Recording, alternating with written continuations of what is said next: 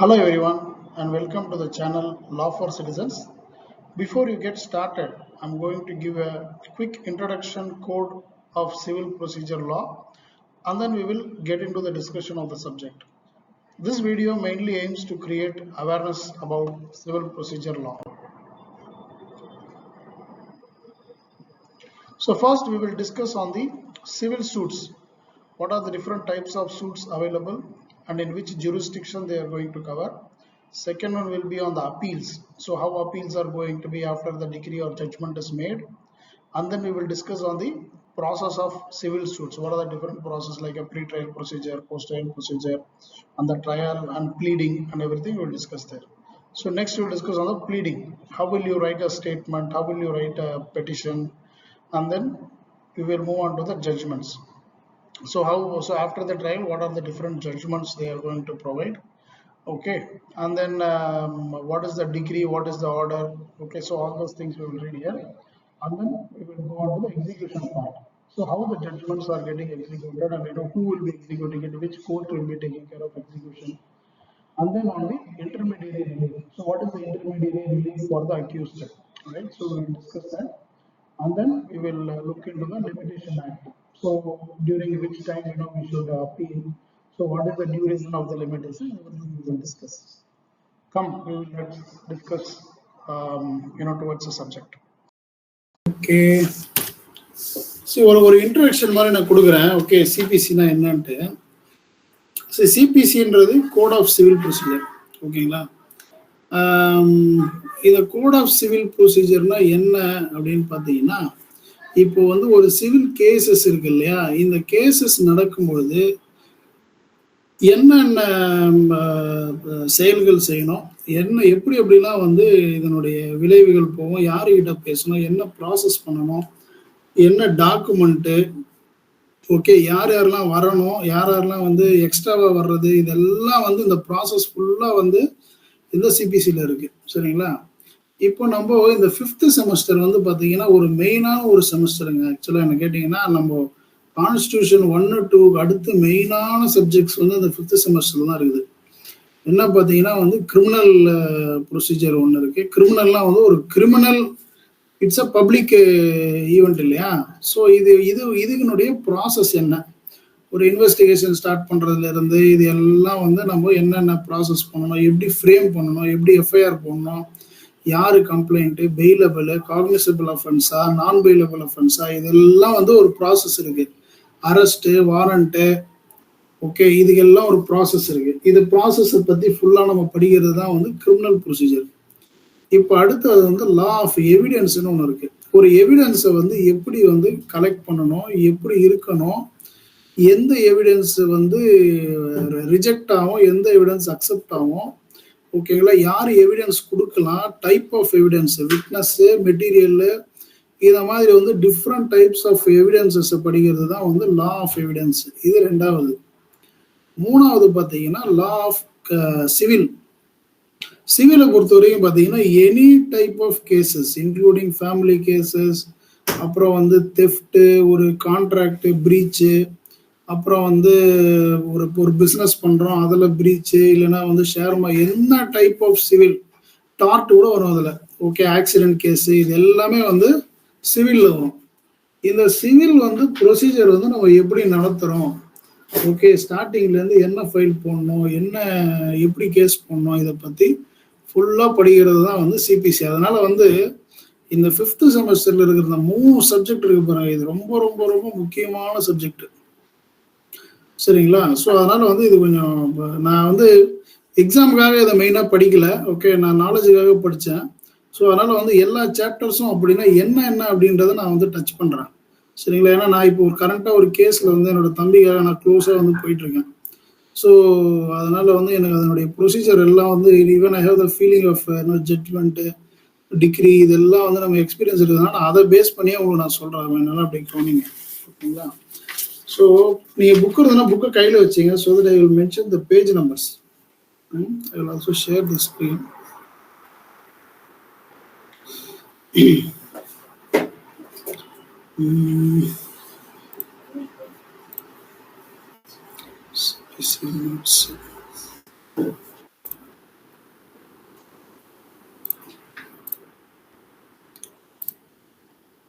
Screen தெரியுதுங்களா?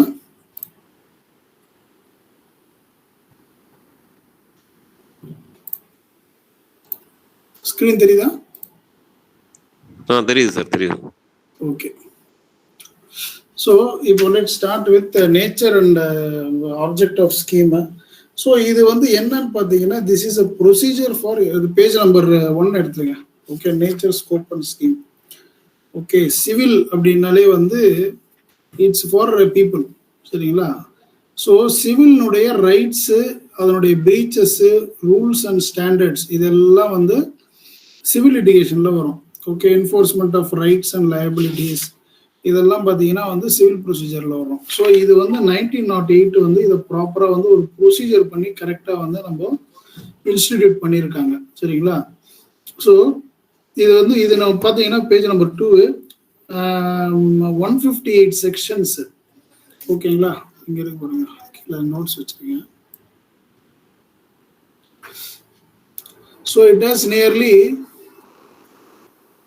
158 sections, 51 orders, 620 rules. Okay, அப்புறம் வந்து 8 appendixes, சரிங்களா? contain 223 forms. ஸோ இதில் நம்ம யூஸ்வலாக வந்து செக்ஷன்ஸ் பற்றி படிப்போம்ல. Here we will be reading about the order and rule. Okay, ஒரு ஆர்டர் அண்ட் ரூல் அப்படின்ற மாதிரி இருக்கும். ஓகேங்களா? ஸோ நீங்கள் வந்து ஒரு பெட்டிஷனோ இல்லை ஏதோ போடும்போது நீங்கள் வந்து இந்த ஆர்டரையும் ரூலையும் வந்து மென்ஷன் பண்ணுவீங்க, சரிங்களா? So next evolution. இது வந்து எவல்யூஷன் வந்து இது எப்படி எங்கேருந்து ஸ்டார்ட் ஆச்சு அப்படின்றது சொல்லியிருக்காங்க. ஸோ இது வந்து பார்த்தீங்கன்னா வந்து 1859 முன்னாடி மஃபுசல் கோட்ஸில் வந்து ஒரு ஆக்ட் மட்டும் வச்சிருக்காங்க, act, special act and regulations, எப்படிலாம் வந்து இதை வந்து பண்ணணும் அப்படின்ட்டு. அதுக்கப்புறம் வந்து சில ரூல்ஸ் எல்லாம், சில ப்ரொசீடிங்ஸ் எல்லாம் வந்து சுப்ரீம் கோர்ட்டு வேற மாதிரி இருக்கும், அப்புறம் வந்து லோ கோர்ட்ல வேற மாதிரி இருக்கும், சரிங்களா? அதுக்கப்புறம் வந்து பிரிட்டிஷ் வந்து இதை திரும்ப வந்து ஸ்டாண்டர்டைஸ் பண்ணாங்க 1860 and 61. அதுக்கப்புறம் வந்து several amendment acts were passed on 1863, 67. நிறைய இதுல வந்து சேஞ்சஸ் வந்து நடந்துகிட்டே இருந்திருக்கு, ஓகேங்களா? அதுக்கப்புறம் 1877 ஒரு ஸ்டாண்டர்ட் ஆக்ட் வந்தது.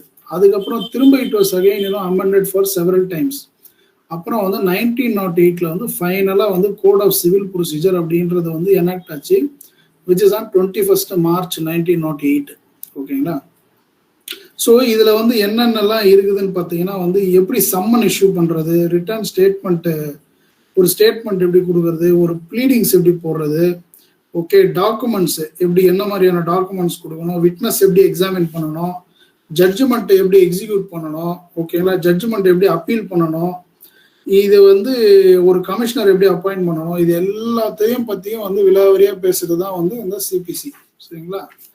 So then we will move on to page number 8, jurisdiction of civil courts.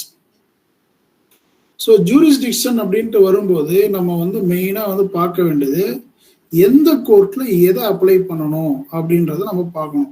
Okay, நீங்கள் வந்து எடுத்த உடனே நேரம் ஹைகோர்ட்டு போக முடியாது.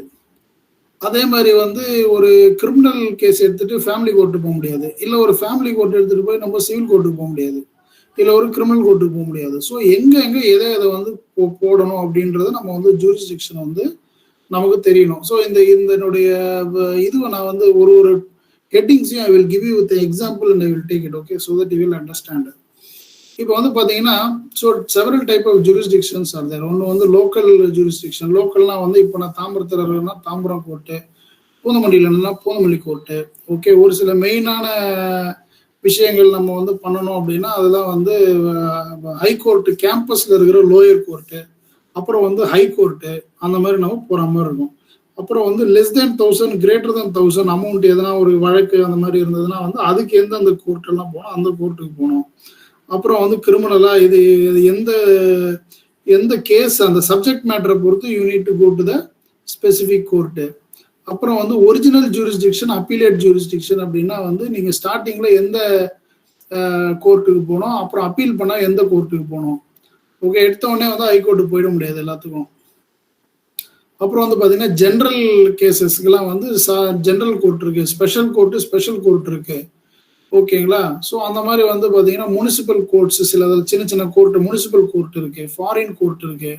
ஃபாரின் கேசஸ்லாம் வந்து அங்கே நீங்கள் டீல் பண்ணுற மாதிரி இருக்கும், ஓகேங்களா. ஸோ இந்த மாதிரி வந்து டிஃப்ரெண்ட் டைப்ஸ் ஆஃப் ஜூரிஸ்டிக்ஷன் இருக்கு. நீங்க எந்த கேஸ் எந்த சப்ஜெக்ட் எதுக்கு அப்ளிகபிள் ஆகும்ன்றத பார்த்து அந்தந்த இது வந்து நம்ம சூஸ் பண்ணணும். சரிங்களா? ஸோ அடுத்த வந்து பார்த்தீங்கன்னா இப்போ பாருங்க பேஜ் நம்பர் லைன்ல அவங்க கொடுத்துருக்காங்க பாருங்க. ஓகே, ஒரு ப்ராப்பர்ட்டி வந்து லிட்டிகேஷன் இருந்ததுன்னா அது எந்த கோர்ட்டுக்கு போகணும், ரெண்ட் லிட்டிகேஷன் இருந்ததுன்னா எந்த இதுக்கு போகணும், ஒரு மேரேஜ் டைவர்ஸ் எந்த கோர்ட்டுக்கு போகணும், இன்ஜெக்ஷன் எந்த கோர்ட்டுக்கு போகணும். ஓகேவா? ஸோ அந்த மாதிரி நம்ம வந்து இதெல்லாம் வந்து சிவில் டைப் ஆஃப் நேச்சர். இதெல்லாம் நாட் ஆஃப் சிவில் நேச்சர் பார்த்தீங்கன்னு பார்த்தீங்கன்னா, இப்போ வந்து caste related, political related, religious related, ஓகேவா? அப்புறம் வந்து ஒரு ட்ரஸ்ட் ஆஃபரிங்ஸ், இப்போ திடீர்னு வந்து இபி கட் பண்ணிட்டாங்க, இதெல்லாம் வந்து சிவில்ல வராது. ஓகே, ஒரு எதெல்லாம் சிவில்ல வரணுமோ அது இதெல்லாம் சிவில்ல வரும். சரிங்களா? ஸோ இது கிளியர் ஆயிடுச்சு. நெக்ஸ்ட் டைப் ஆஃப் ஜூரிஸ்டிக்ஷன் நம்ம இப்போ பார்த்தோம், கிரிமினல் இதெல்லாம் பார்த்துட்டோம். அண்ட் தென் இன்னொரு கான்செப்ட், ஓகேங்களா? இதுல வந்து பாத்தீங்கன்னா சிவில் சூட்ஸ் அப்படின்னு ஒன்று இருக்கு. சிவில் சூட்ஸ்னா வந்து இப்போ ஃபார் எக்ஸாம்பிள் நான் இதுக்கு முன்னாடி இந்த இது டைப்ஸ் ஆஃப் ஜூரிஸ்டிக்ஷன் எக்ஸாம்பிள் சொன்ன பாருங்க. இப்போ வந்து பி அப்படின்ற ஒரு பர்சன் வந்து கல்கட்டால இருக்காரு, ஓகேங்களா? ஏஜென்ட் வந்து கேலிக்கட் கேரளால இருக்காரு. அவர் வந்து ஒரு ஏஜென்ட். இந்த பி வந்து என்ன பண்றாரு, ஏன்ற ஒரு ஏஜென்ட் கிட்ட கொடுத்து அவர் வந்து பொருட்களை வந்து செல் பண்றாரு. இப்போ வந்து ஏ வந்து சரியான பைசா கொடுக்கல, ஓகேங்களா? அவருடைய பொருளை மட்டும் வாங்கிட்டாரு, ஆனால் வந்து பைசா கொடுக்கல. யாரு? கேலிக்கட்டுக்காரர், கேரளாக்காரர். இப்போ என்னன்னா எந்த இடத்துல இப்போ வந்து நம்ம வந்து ஃபைல் பண்ணணும் இந்த இதுவை அப்படின்னு பார்த்தீங்கன்னா, நீங்க வந்து கல்கட்டால போய் பண்ண முடியாது. ஏன்னா வந்து எந்த இடத்துல பிரச்சனை நடந்திருக்கு, கேலிக்கட்ல நடந்திருக்கு. பி வந்து பிரச்சனை பண்ணியிருக்காரு அப்படின்னா இது எங்க பண்ணணும் அப்படின்னா, இந்த ஃபைலை வந்து இது பண்ணணும்னா பி இடத்துல தான் பண்ணணும். சரிங்களா? ஸோ ஏக்கு வந்து பிரச்சனை இருக்கு அப்படின்னு சொல்லிட்டு நான் வந்து கல்கட்டால பண்றேன்னா கல்கட்டால பண்ண முடியாது. அந்த ஃபைலிங்க நீங்க ஃபைல் பண்ணீங்கன்னா ரிஜெக்ட் ஆயிடும். சரிங்களா? ஸோ நீங்க வந்து கல்கட்டால மெயின்டைன் பண்றீங்க ஒரு ஃபைல அப்படின்னா வந்து இது ஏன்பா பி வந்து அங்க இருக்காரு, அங்கதான் பிரச்சனை நடந்திருக்கு, நீ அங்கதானே ஃபைல் பண்ணணும், இங்கேயும் ஃபைல் பண்ண அப்படின்ட்டு சொல்லிட்டு அந்த சூட் வந்து will not be maintainable. சரிங்களா? அப்புறம் வந்து ரெஸ் சப் ஜுடிஸ் அப்படின்னு ஒரு கான்செப்ட் இருக்கு. ரெண்டு இருக்கு. ஓகே, ரெஸ் சப் ஜுடிஸ்ன்னு ஒன்று இருக்கு, ரெஸ் ஜுடிகாட்டா ஒன்று இருக்கு. இதுதான் ரொம்ப முக்கியமான டாபிக். இதுனா என்னன்னு தெரிஞ்சுங்க. இப்போ வந்து ஏற்கனவே வந்து ரெஸ் ஜுடிகாட்டா அப்படின்னா ஏற்கனவே வந்து கோர்ட் ஒன்று டிசைட் பண்ணிடுச்சு, ஓகேங்களா? நீங்க அதே கோர்ட்டில் அதே இஷ்யூவை உங்களுக்கு சாதகமா இல்லைன்றதுனால okay you cannot reopen it. கிளியரா? இதுக்கு பேர் தான் வந்து ரெஸ் ஜுடிகாட்டா. ஸோ இது ஒரு எக்ஸாம்பிள் ஒன்று சொல்ல பாருங்க.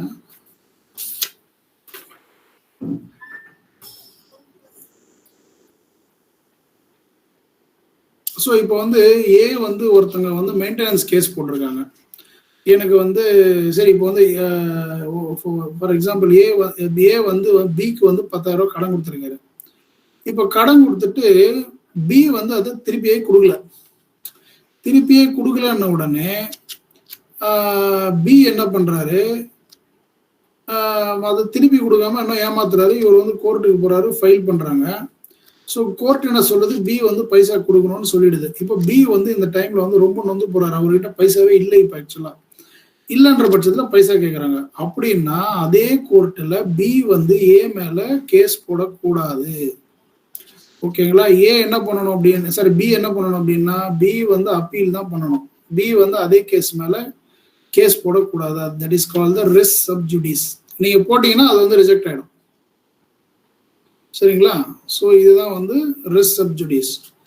ரெஸ் ஜுடிகாட்டா அப்படின்னா என்னன்னா, ஒரு நிமிஷம்,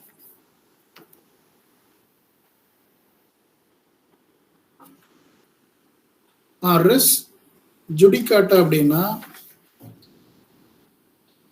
ஆக்சுவலா மாத்தி சொல்லிட்டேன். ரெஸ் ஜுடிகாட்டா தான் இப்போ நான் சொன்னது. ஒரு கேஸை வந்து க்ளோஸ் ஆயிடுச்சுக்கு அப்புறமா திரும்ப அந்த கேஸை வந்து நீங்க ஓபன் பண்ணக்கூடாது அதே கோர்ட்ல. அதுதான் வந்து ரெஸ் ஜுடிகாட்டா. ஓகே, ரெஸ் சப் ஜுடிஸ் அப்படின்னா ஒரு கேஸ் வந்து நடந்துகிட்டு இருக்கு, சரிங்களா? அதே கேஸ் நடந்துகிட்டே இருக்கும்போது அந்த கேஸ்லயே வந்து இன்னொரு கேஸ் போடக்கூடாது. That is called res sub judice. For example, இப்போ வந்து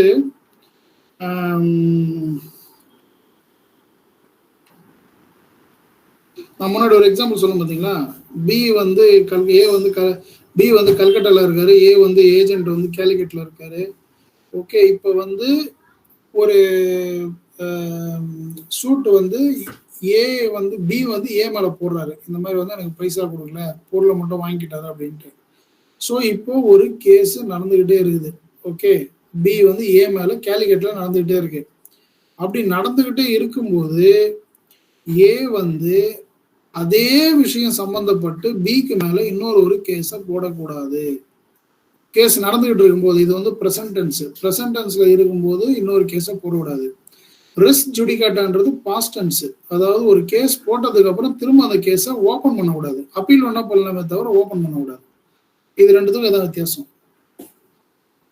இதுல என்ன டவுட் இருக்கா?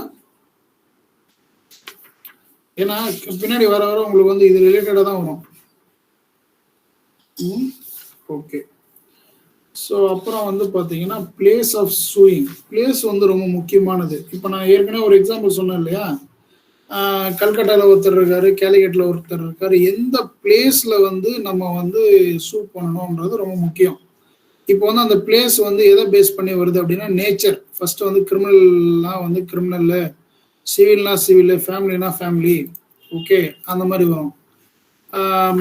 பிஸ்னஸ் ரிலேட்டட்லாம் வந்து சிலதெல்லாம் சிவில்ல வரும், சிலதெல்லாம் வந்து இன்கம் டேக்ஸ் அந்த சில லிட்டிகேஷன்ல அதுக்கு கொஞ்சம் கீழே வரும். அதே மாதிரி வந்து டெரிட்டோரியல் ஜூரிஸ்டிக்ஷன், எந்த இடத்துல போடணுன்றதை நம்ம பார்க்கணும். சரிங்களா? ஸோ இதெல்லாம் வந்து பிளேஸ் ஆஃப் சூயிங்ல வரும். அப்புறமா transfer of suit. Transfer of சூட்டுக்கு ஒரு எக்ஸாம்பிள் சொன்னாங்க. இப்போ வந்து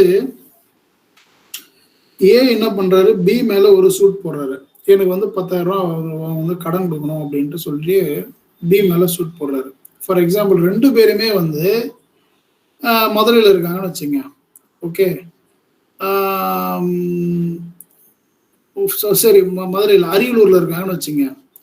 அரியலூர்ல வந்து இருக்காங்கன்னா இதனுடைய கேஸ் வந்து அவருடைய வீடு ரொம்ப தூரத்துல இருக்கு, அரியலூர்ல இருந்து ரொம்ப தூரத்துல உள்ள இருக்கு. ஓகே, அது அங்க ஒரு கோர்ட் இருக்கு, அதுக்கு பக்கத்துல ஒரு கோர்ட் இருக்கு. நீங்க ஏன் வந்து அரியலூர்ல போட்டீங்க, என்னால வந்து ரொம்ப தூரம் அங்கேருந்து வர முடியல அப்படின்னு சொல்லிட்டு நான் வந்து அந்த சூட்டுக்கு வரமாட்டேன் அப்படின்னு வந்து பிஏல வந்து அடம் பிடிக்க முடியாது. ஏன்னா வந்து ஒரே பிளேஸ்ல தான் வந்து ரெண்டு கோர்ட் இருந்தாலும் எது தூரம் இருக்கு அப்படின்றத பேஸ் பண்ணிட்டு ஒரு சூட்டை வந்து டிரான்ஸ்ஃபர் பண்ணி கேட்கறது சட்டப்படி குற்றம். இட் ஷுட் பி ஒரு நியாயமா இருக்கணும். இப்போ ஒரு கேலிக்கட்டு இருக்கு, கல்கட்டா இருக்கு அப்படின்னா அதனுடைய டிஸ்டன்ஸ் எங்க இருக்கு, என்னுடைய வீட்டுல இருந்து கோர்ட் ரொம்ப தூரம், அதனால எங்க வீட்டு பக்கத்துல இருக்கிற கோர்ட்ல போடுங்கன்றது எப்படி இருக்கு.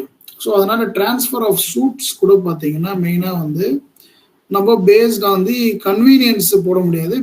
அதாவது நியாயமா எந்த இடத்துல எந்த கோர்ட்ல போடணுமோ அந்த கோர்ட்ல தான் வந்து அதை போடணும். சரிங்களா? ஸோ இதுதான் டிரான்ஸ்ஃபர் ஆஃப் சூட்ஸ்.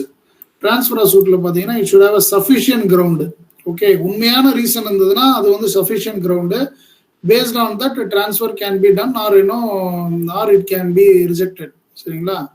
இன்சஃபிஷியன்ட் கிரவுண்ட்ஸ்ல போட்டால் கண்டிப்பாக வந்து ரிஜெக்ட் ஆகும்.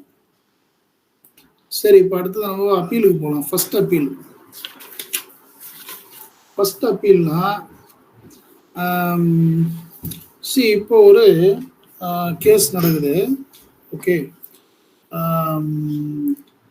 ஒரு மெயின்டெனன்ஸ் கேஸே வச்சுங்களேன். ஒரு மெயின்டெனன்ஸ் கேஸ் நடக்குது. ஓகே, ஜட்ஜ்மெண்ட்டு சரியா வாங்காம ஜட்ஜ் என்ன பண்ணிடுறாங்க, சரியாவே அந்த கேஸை நடத்தாம, அந்த கேஸை வந்து இன்வெஸ்டிகேட் பண்ணாம இவர் வந்து ஒரு 10,000 ரூபாய் தான் சம்பாதிக்கிறாரு, சரவணன் அப்படின்றவர். அவர் மேல வந்து 15,000 ரூபாய் நீங்க வந்து மாசம் கட்டணும்னு சொல்லிடுறாங்க. ஏன்னா வந்து ஒய்ஃப் ஒருத்தவங்க இருக்காங்க, 2 பசங்க இருக்காங்க. சரிங்களா? அப்போ ஆளுக்கு 5,000 ரூபாய் போட்டு 15,000 ரூபாய் கொடுத்துட்றாங்க. ஆனா இவர் எவ்வளவு சம்பாதிக்கிறாரு, 10,000 ரூபாய் தான் சம்பாதிக்கிறாரு. ஸோ இப்போ இந்த கேஸை வந்து ஜட்ஜு சரியா விசாரிக்காம என்ன பண்றாங்க, விமனுக்கும் சில்ட்ரனுக்கும் ஃபேவரா வந்து they have given this judgement. Okay, so இப்போ இவர் வந்து டிசேபிள்டு, அதே சமயத்தில் வந்து இவரால் வந்து இவ்வளோதான் சம்பாதிக்க முடியுது. அப்போ இவர் வந்து as a human he also has the rights to question that judgement இல்லையா? ஸோ அதனால தான் we are going to make the first appeal. சரியா? ஸோ ஃபர்ஸ்ட் அப்பீலுக்கு வந்து என்னென்ன எசென்ஷியல் எலிமெண்ட்ஸ்ன்னு பார்த்தீங்கன்னா, ஃபைனல் ஜட்ஜ்மெண்ட் வந்திருக்கணும். ஃபைனல் ஜட்ஜ்மெண்ட் வந்திருக்கணும். அதே சமயத்தில் வந்து அந்த அந்த இது வந்து இவருக்கு வந்து சரியில்லை, ஓரளவுக்கு நியாயமா இல்லைன்ற பட்சத்தில் ஆன் தட் கிரவுண்ட், ஓகே, அந்த unsuccessful party has the right to make the first appeal. சரியா? இதுதான் வந்து ஃபர்ஸ்ட் அப்பீல். செகண்ட் வந்து இன்னும் நீங்க தெரிஞ்சுக்க வந்து எக்ஸ் பார்ட்டி டிகிரி அப்படின்றது. எக்ஸ் பார்ட்டி டிகிரி அப்படின்னா, இப்போ வந்து ஒருத்தர் இருக்காரு, அதே இப்போ ஒரு வந்து 10,000 கடன் கொடுக்கணும். ஏ வந்து பிக்கு கொடுத்துருக்காரு, பி மேல கேஸ் போடுறாரு, எனக்கு வந்து இவர் கொடுத்துருக்கேன் ஆனால் எனக்கு திரும்ப ரிட்டர்னே கொடுக்கல அப்படின்ட்டு. இப்போ பி வந்து அப்பியரே ஆகலை, கோர்ட்டுக்கு வந்து அப்பியரே ஆகலை அப்படின்னா என்ன நடக்கும்னா, ஒரு 3 ஹியரிங் பார்ப்பாங்க. 3 ஹியரிங்லேயும் வந்து அவர் வரல அப்படின்னா ஆட்டோமேட்டிக்கா எக்ஸ் பார்ட்டி டிகிரின்னு ஒன்று இஷ்யூ பண்ணுவாங்க. எக்ஸ் பார்ட்டி டிகிரி அப்படின்னா நீங்க வரவே இல்லை, அதனால வந்து யாரு கேஸ் போட்டாங்களோ அவங்க கேஸுக்கு சாதகமா வந்து ஜட்ஜ்மெண்ட் கொடுத்துருவாங்க. அதுக்கு பேர் தான் எக்ஸ் பார்ட்டி டிகிரி. சரிங்களா? இப்போ வந்து 4th டைம் வந்து எக்ஸ் பார்ட்டி டிகிரி கொடுத்துட்ட உடனே அவருக்கு வந்து நோட்டீஸ் போகுது. யாருக்கு? பிக்கு நோட்டீஸ் போகுது. பிக்கு நோட்டீஸ் போன உடனே அவர் வந்து ஐயோ நான் பார்க்காம விட்டுட்டேங்க, நான் வந்து எனக்கு சரியா இன்ஃபர்மேஷன் வரல அப்படின்ற பட்சத்துல வந்து அவர் என்ன பண்ணுவாரு, இதை வந்து செட் அசைட் பண்ணலாம். Okay, set aside on reasonable grounds. Set aside அப்படின்னா ஐயோ நான் பார்க்காம விட்டுட்டேன், இந்த எக்ஸ் பார்ட்டி டிகிரியை கேன்சல் பண்ணுங்க அப்படின்னா ஜட்ஜ் வந்து என்ன பண்ணுவார், இதை செட் அசைட் பண்ணுவார் இந்த எக்ஸ் பார்ட்டி டிகிரியை. சரிங்களா? ஸோ இது எல்லாமே ஏன் நான் சொல்றேன் இந்த இதில், இந்த சிபிசியில் அப்படின்னா இதுதான் வந்து ரூல்ஸ். சரிங்களா? இப்படிதான் வந்து ஒரு கோர்ட்ல ஒரு ஒரு கேசஸும் வந்து இப்படிதான் நடக்கும். சரிங்களா? அதே மாதிரி வந்து பெட்டி கேசஸ்லாம் வந்து எப்படி ஃபர்ஸ்ட் அப்பீல் போறது, சிலதெல்லாம் வந்து நோ அப்பீல் இருக்கும். ஓகேங்களா? குட்டி குட்டி கேசஸ் நீங்க வந்து ஹெல்மெட் போடாம ஒரு 1000 ரூபாய் போட்டு, இல்லைங்க நான் ஹெல்மெட் கையில வச்சிருந்தேங்க ஆனா வந்து என்னை வந்து பிடிச்சிட்டாங்க அப்படின்றதுக்கெல்லாம் வந்து நீங்க அப்பீல்லாம் போக முடியாது. Okay, so there should be a proper grounds for that. அதே மாதிரி பார்த்தீங்கன்னா ஒரு 90 days, இப்போ நீங்க வந்து ஹைகோர்ட் வந்து அப்பீல் போறீங்கன்னா 90 டேஸ்க்குள்ள பண்ணியாகணும். அதே மாதிரி வந்து வேற எதனா ஒரு கோர்ட், லோவர் கோர்ட்ல இருந்து சிட்டி கோர்ட்டுக்கு வந்து ஒரு அப்பீல் போறீங்கன்னா 30 டேஸ்க்குள்ள போட்டாகணும். 30 டேஸ்ன்றது இது ரொம்ப முக்கியமானது. 30 டேஸ்ன்றது நீங்க வந்து ஆர்டர் கையில வாங்குறீங்க பார்த்தீங்களா, ஒரு ஃபார்ம் எழுதி கொடுத்து. இப்போ வந்து இன்னைக்கு டேட் 24ஆம் தேதி, இன்னைக்கு நீங்க எழுதி கொடுத்த உடனே உங்க கையில வந்து ஒரு வாரத்துக்கு அப்புறம் தான் வந்து உங்க கையில ஆர்டர் வரும். ஆர்டர் வந்ததுக்கு அப்புறமா எக்ஸாக்ட்லி 30 டேஸுக்குள்ள நீங்க ஃபைல் பண்ணி ஆகணும். ஃபைல் பண்ணாம நீங்க ஒரு 32 நாள் 34வது நாள் ஆயிடுச்சு அப்படின்னா அதை நீங்க அப்பீலுக்கு போக முடியாது. ஓகே, இப்போ அந்த அப்பீலுக்கு போற ஆளுக்கு வந்து உடம்பு சரியில்லை, இல்லை ஏதோ ஒரு சிவியர்லி சிக்னஸ், ஏதோ ஒரு பண்ணவே முடியல அப்படின்னா வந்து அதான் ஒரு ப்ராப்பரான ரீசன் இருந்ததுன்னா தான் அது வந்து அக்செப்ட் பண்ணுவாங்க கோர்ட்ல, இல்லைன்னா அக்செப்ட் பண்ண மாட்டாங்க. சரிங்களா? அப்போ என்ன பண்ணுவாங்க, கோர்ட்டு ப்ராப்பரான ரீசன் இல்லைன்னா கண்டோனேஷன் ஆஃப் டிலே போடுவாங்க. கண்டோனேஷன் ஆஃப் டிலேனா கடுமையான ஒரு இது மாதிரி. கண்டோனேஷன் அப்படின்றது ஒரு ஒரு ஒரு கோர்ட் வந்து அவமதிக்கிறதுக்கு இவங்க வந்து கோர்ட் வந்து இவங்கள கண்டோனேட் பண்ணுவாங்க. நீங்க ஏன் 30 நாளுக்குள்ள போடல, நீங்க போட்டிருக்கணும் அப்படின்னு சொல்லி ஒரு வார்னிங்னு சொல்லலாம் கண்டோனேஷன் அப்படின்றது. ஓகேங்களா? ஸோ இப்போ ஃபர்ஸ்ட் அப்பீலும் போயிடுச்சு. ஃபர்ஸ்ட் அப்பீலும் போயிட்டு எனக்கு சாதகமா வரல. ஓகேவா? நான் சொன்னேன் இல்லையா, அந்த 10,000 அந்த கேஸ் இப்போ வந்து 10,000 ரூபா தான் சம்பாதிக்கிறேன், நான் 15,000 போட்டிருக்காரு.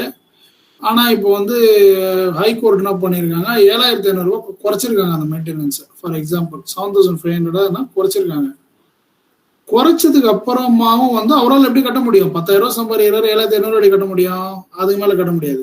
ஓகே, அவரால் வந்து கொடுக்க முடிஞ்சது வந்து ஒரு 5,000 கொடுக்கலாம். இப்போ அந்த மாதிரி டைம்ல என்ன சாப்பிட வேணாம், அவருக்கு ஒரு வீடு இருக்கு, அவரு ஒரு இது பண்றாரு. ஓகே, இந்த அம்மா வந்து அவங்க அவங்க வந்து ஃபேமிலியை பிரிஞ்சுட்டு போயிட்டு இருக்காங்க, ஒரு ரீசனுமே இல்லாம அவங்க அப்பா அம்மா வீட்டுல இருக்காங்க. அப்படின்ற பட்சத்துல இது வந்து ஒரு நியாயமான ஒரு இதுவே கிடையாது. ஸோ அதனால வந்து செகண்ட் அப்பீல் போறாரு அவர். Okay, so this is called as a second appeal. Okay, இந்த செகண்ட் அப்பீலுக்கு சப்ஸ்டான்ஷியல் கொஸ்டின் ஆஃப் லா அப்படின்னு ஒண்ணு இருக்கு. சரி, அப்படின்னா எந்த ரூலை பேஸ் பண்ணி நீங்க வந்து செகண்ட் அப்பீல் போறீங்க? இப்போ ரூலே இல்லை. சரி, இப்போ 225 சிஆர்பிசில பாத்தீங்கன்னா ஃபேமிலியை விட்டுட்டு ஒய்ஃப் போயிருக்காங்க, அது அப்படி போனாங்கன்னா வந்து அவங்களுக்கு மெயின்டெனன்ஸ் கொடுக்க வேண்டாம் அப்படின்றது ஒரு லா. அந்த ரூலை பேஸ் பண்ணி இவங்க வந்து ஃபாலோ பண்ணல அப்படின்னா okay, you can go for a second appeal. Okay, so அதுக்கு தான் வந்து சப்ஸ்டான்ஷியல் கொஸ்டின் ஆஃப் லா இருக்கணும். there should be a proper question of law. நீங்க வந்து சும்மாவே வந்து எனக்கு வந்து இவன் கொடுக்கலாம், அதாவது ஒரு ஒரு ஒரு கொலாயடி சண்டை மாதிரி இருக்கக்கூடாது. Okay, there should be a proper rule or section. Okay, based on that section I am appealing for the second appeal அப்படின்றத பொறுத்து தான் வந்து இந்த செகண்ட் அப்பீல் போக முடியும். ஓகேங்களா? check whether any case is there. ஒரு நிமிஷம்.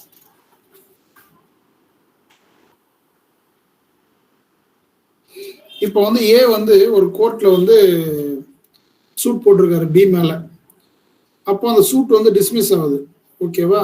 ஏ வந்து திரும்ப என்ன பண்றாரு, அப்பீல் பண்ணி ஃபர்ஸ்ட் அப்பீல் போடுறாரு, அதுவும் டிஸ்மிஸ் ஆயிடுது. அப்போ வந்து ஏ வந்து பேஜ் நம்பர் 39, அப்போ வந்து ஏ வந்து wants to file a second appeal advice அப்படின்னு கேட்டிருக்காங்க. ஸோ இது வந்து பார்த்தீங்கன்னா செக்ஷன் 100, 101, 102, 103 சிபிசி 1908 பிரகாரம் ஓகேங்களா, ஒரு சிட்டிசன் வந்து செகண்ட் அப்பீல் போகலாம் based on the sections of 100 section 100 to 103 of CPC. ஓகேங்களா? அதுல வந்து என்னன்னா சப்ஸ்டான்ஷியல் கொஸ்டின் ஆஃப் லா வந்து இருக்கணும். Okay, so let us move to the next one, reference. ரெஃபரன்ஸ்னா என்ன? ரெஃபரன்ஸ்னா என்னன்னா, இப்போ வந்து லோ கோர்ட்ல ஒரு கேஸ் நடந்துகிட்டு இருக்கு, சரிங்களா? அவங்களுக்கே வந்து ஒரு டவுட் வருது, இது வந்து நம்ம வந்து எந்த செக்ஷன், இது வந்து 2 செக்ஷன்லயுமே இது வந்து மாட்டுது, இது வந்து அப்போனண்ட்டும் இது வந்து பிளைண்ட்டுக்கும் சரி டிஃபெண்டர் 2 பேருமே இது இதுவாக வருது, நம்ம எது போடுறது அப்படின்னும் போது அவங்க என்ன பண்ணுவாங்க, சில கேசஸ்லாம் வந்து ஹைகோர்ட்டை ரெஃபர் பண்ணி விட்டுருவாங்க. Okay, they will take the help of high court. Okay, so அப்போ வந்து இது வந்து ஹைகோர்ட் எடுத்து சில இது வந்து நடத்தும். இதுக்கு பேர் தான் வந்து reference cases. Okay, A filed suit against B, page number 41, having the original degree. இது வந்து ட்ரையல் கோர்ட்ல வந்து ஒரு டவுட் வருது, அவங்க என்ன பண்றாங்க,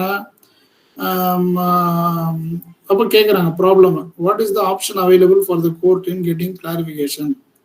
so section 113 of order 46 rule 1 பிரகாரம் CPC trial court can refer for clarification of doubt for opinion for high court.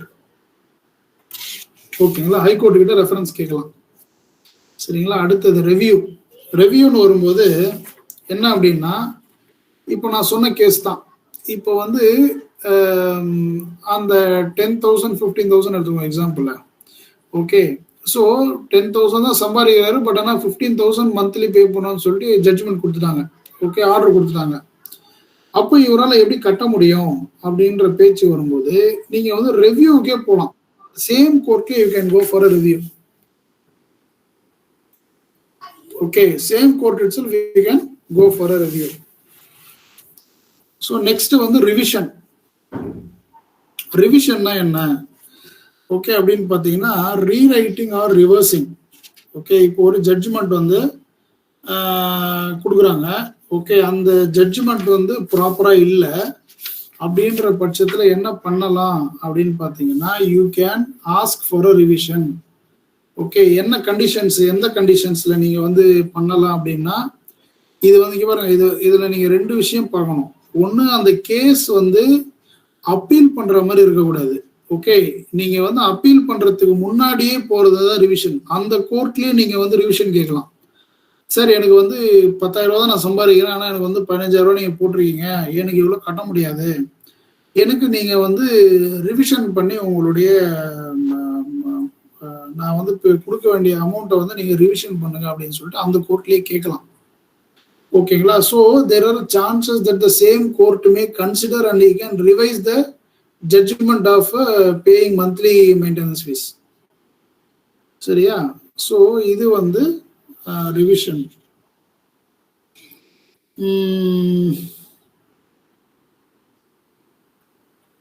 இப்போ சில கேஸ்ல எப்படி நடக்கும்னா, லோ கோர்ட்ல வந்து ரிவிஷன் பண்ணிருப்பாங்க.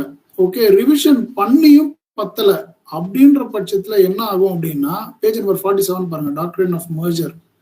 ஓகே, அப்படின்னா என்ன ஆகும்னா, இவங்க திரும்ப அப்பீல் போறாங்க. அப்பீல் போனதுக்கு அப்புறம் வந்து ஹை கோர்ட்ல ஒரு ஆர்டர் பாஸ் பண்றாங்க. சரிங்களா? ஸோ இந்த ஹை கோர்ட்ல வந்து நீங்க 3,000 ரூபாய் தான் கொடுக்கணும் அப்படின்ற ஒரு ஆர்டர் பாஸ் பண்றாங்க அப்படின்னா, okay, the court can actually merge, okay, two judgments and give a common judgment. சரிங்களா? ஃபார் எக்ஸாம்பிள் வந்து ஏக்கு வந்து பி 10,000 ரூபாய் கொடுக்கணும், அது அப்ளிகபிள் ஆகாது. Revision petition of different nature. Okay, so இது இந்த கேஸ் வேற மாதிரி. ஓகே, ஸோ இப்போ வந்து லோவர் கோர்ட்ல வந்து அமௌண்ட் கம்மி பண்ணிட்டாங்க. இப்போ ஹையர் கோர்ட்ல வந்து பாத்தீங்கன்னா, இப்போ ஒய்ஃபோட சேர்ந்து வாழணும் அப்படின்ட்டு இன்னொரு ஜட்ஜ்மெண்ட் பாஸ் பண்ணிடுறாங்க.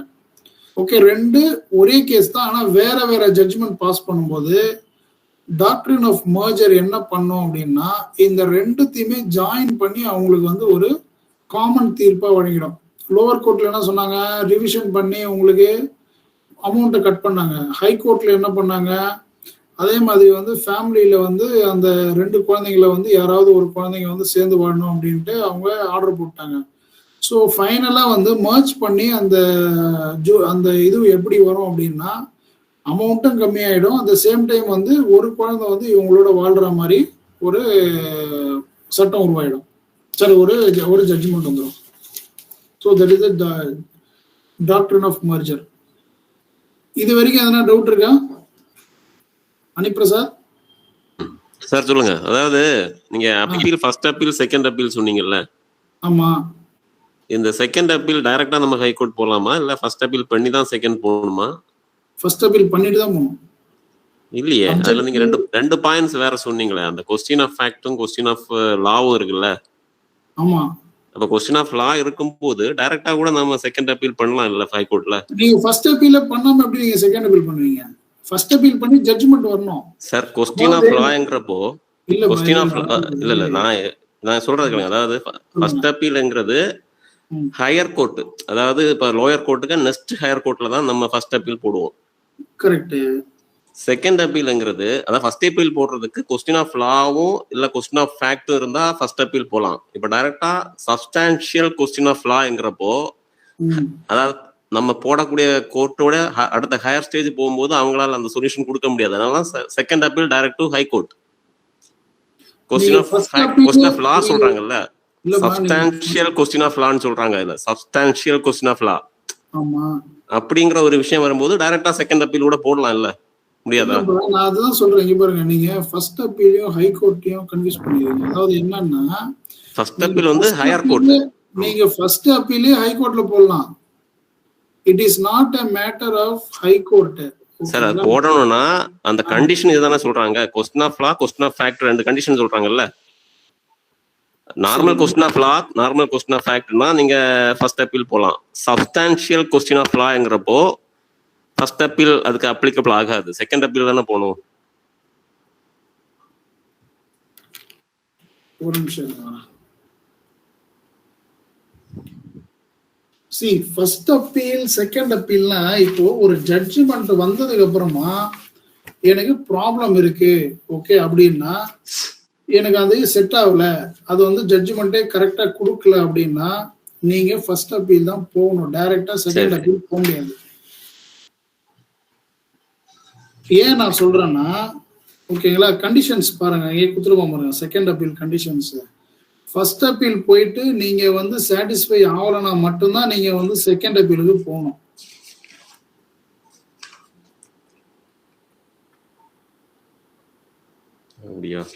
ஆமா சரி ஓகே. சப்ஸ்டான்ஷியல் क्वेश्चन ஆஃப் லாங்கிறப்போ தான் இல்ல சப்ஸ்டான்ஷியல் क्वेश्चन ஆஃப் லானா நான் என்னன்னு எக்ஸ்பிளைன் பண்றேன். இங்க பாருங்க, சப்ஸ்டான்ஷியல் क्वेश्चन ஆஃப் லா அப்படின்னா இப்போ வந்து அது கான்ஃப்ளிக்டிங் ஒபினியன் ஆர் ஜட்ஜ்மெண்ட்ஸ் ஓகேங்களா. இது இல்ல கான்ஃப்ளிக்டிங் இன் லா, லாயில தான் கான்ஃப்ளிக்ட் வரும்போது தான் அந்த அப்படி வரும். ஃபேக்ட்ங்கறப்போ தான் ஜட்ஜ்மென்ட். லால மட்டும் கிடையாது, சப்ஸ்டான்ஷியல் ஃபேக்டா இருந்தாலுமே ஃபேக்டா இல்ல இங்க அந்த செகண்ட் அப்பீலுக்கு ஃபேக்ட பத்தியே சொல்லலையா, சப்ஸ்டான்ஷியல் क्वेश्चन ஆஃப் லா பத்தி மட்டும் தான சொல்றாங்க. இங்க ஃபேக்ட பத்தியே பேச்சு வரலையே செகண்ட் அப்பீல்ல. Depends on facts and circumstances. அங்க செகண்ட் லைன் போட்டுருக்காங்க பாருங்க, when the whether substantial question of law in a particular matter or not depends on facts and circumstances of each case. நான் இவ்வளவு ஸ்ட்ராங்கா சொல்றேன் ஏன்னு கேட்டீங்கன்னா, see fact law வந்து interchangeable. factனா என்னன்னு தெரிஞ்சுங்க. see factனா என்ன, லானா என்னன்னா, factனா வந்து ஒரு பிரச்சனை, லாவே இல்ல, நீங்க லாவே அப்ளை பண்ணல, இது வந்து எந்த சிஆர்பிசி எந்த இதுன்றதை நீங்க யூஸ் பண்ணல ஓகே. நீங்க வந்து ஃபேக்ட் சர்க்கம்ஸ்டான்சஸ் அப்படின்னா ஒரு நியாயத்துக்காக போராடுறீங்க ஓகேவா. இது வந்து எந்த ஒரு செக்ஷனுமே அப்ளிகபிள் இல்லை, ஒரு நியாயம், இதுதான் வந்து ஃபேக்ட் சரிங்களா. இது தப்பா இருந்தாலும் இப்போ இது ஒரு ஜட்ஜ்மெண்ட். இன்னொரு ஜட்ஜ்மெண்ட்ல என்னன்னா லா அவன் வந்து இந்த செக்ஷன் பிரகாரம் இருக்கு, பட் ஆனா இந்த செக்ஷன் பிரகாரம் இவங்க ரிலீஃப் கொடுக்காம வேற ஒரு செக்ஷன் பிரகாரம் அவனை வந்து எஸ்கேப் பண்ண விட்டுட்டாங்க. அதுதான் வந்து question of law okay. But நீங்க செகண்ட் அப்பீல் நீங்க போறீங்க அப்படின்னா நீங்க ஃபர்ஸ்ட் அப்பீல் பண்ணாம போக கூடாது. Number 1 okay. செகண்ட் அப்பீல் போறீங்கன்னா it is not only question of law okay, but also the facts and circumstances also. இல்ல சப்ஸ்டான்ஷியல் क्वेश्चन ஆஃப் லால அது ஃபேக்ட்டும் சர்க்கம்ஸ்டான்ஸும் வரும்ங்கறாங்க. ஈச் கேஸ் ஒரு கேஸ்ல அந்த மாதிரி வரும்ங்கறாங்க. ஆமா. But judgement related to question of லாவும் क्वेश्चन ஆஃப் ஃபேக்ட் ரெண்டும் வரும். ரெண்டுமே வரும். சரி ஓகே, கண்டினியூ பண்ணுங்க சார். சரிங்களா. பவர் ஆஃப் நீங்க பாருங்க அதே பேஜ் நம்பர் 38ல லாஸ்ட் பேரா கொடுத்துருவாங்க பாருங்க, power of high court to determine issues of fact. ஓகேவா. சரி இப்போ நம்ம எடுத்துக்குவோம். சரி ஓகே. கேவியட் வேற என்ன டவுட் இருக்கு நிக்கல சார்? எனக்கு இல்ல, அவங்க வேற யாரோ டவுட்டுக்கு ஹேண்ட் ரைஸ் பண்ண மாதிரி தெரிஞ்சது. சாருவா யாரோ ஒருத்தங்க.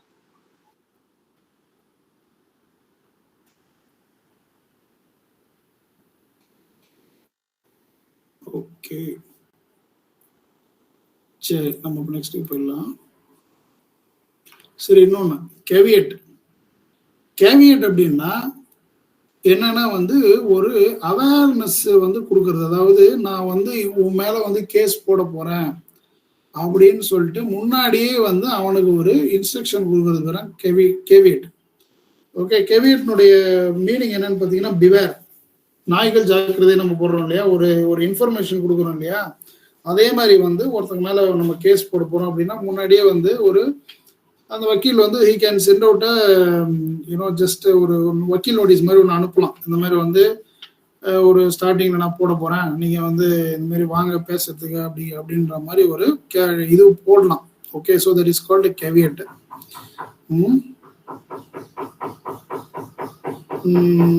இப்ப பாருங்க, ஏ வந்து பி மேல சூட் போட போறாரு, இதனால வந்து பிக்கு வந்து ஒரு நிறைய டேமேஜ் ஆக போகுது ஓகேங்களா. அப்படின்னும் பொழுது ஏ வந்து ஒரு கேவியட் கொடுக்கலாம் பிக்கு இந்த மாதிரி. ஏன்னா வந்து பி வந்து ஃபார் எக்ஸாம்பிள் ஒரு பெரிய அரசியல்வாதின்னு வச்சுங்க ஓகே. அந்த மாதிரி சமயத்துல டக்குன்னு நீங்க போய் ஒரு ஹைகோர்ட்ல போயிட்டு ஒரு கேஸை போட்டு டக்குன்னு அந்த மாதிரிலாம் போட முடியாது okay. You want to file a caveat okay.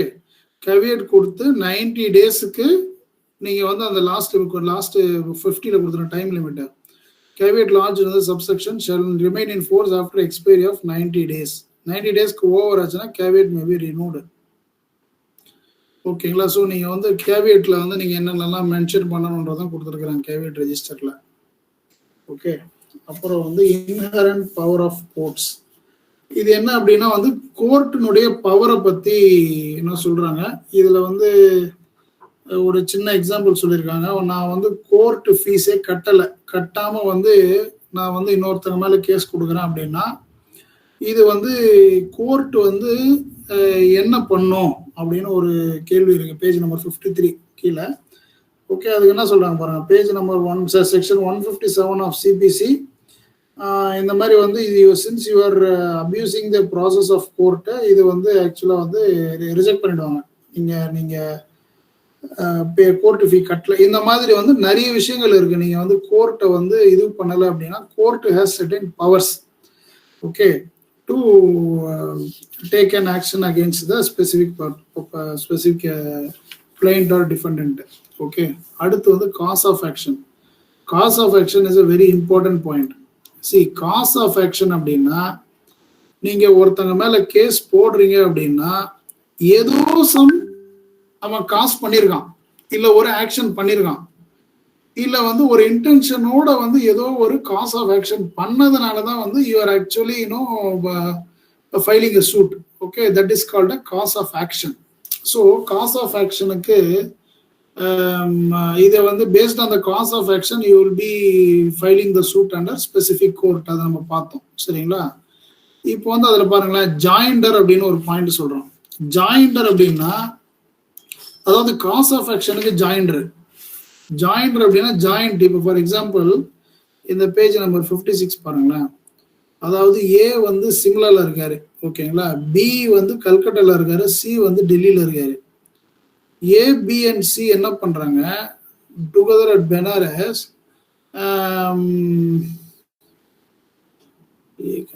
இப்போ வந்து ஏ வந்து ஒரு ப்ராமிசரி நோட்டு போட்டு பி அண்ட் சிக்கு ஒரு அமௌண்ட் கொடுக்குறாங்க. ஓகேங்களா? எங்க பெனாரஸ்ல.